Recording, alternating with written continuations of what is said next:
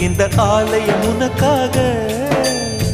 வானில் ஒரு புயல் மழை வந்தால் அழகே என்னை எங்கனம் காப்பாய். கண்ணே உன்னை என் கண்ணில் வைத்து இமைகள் எனும் கதவுகள் அடைப்பேன். சத்தியமாகுமா?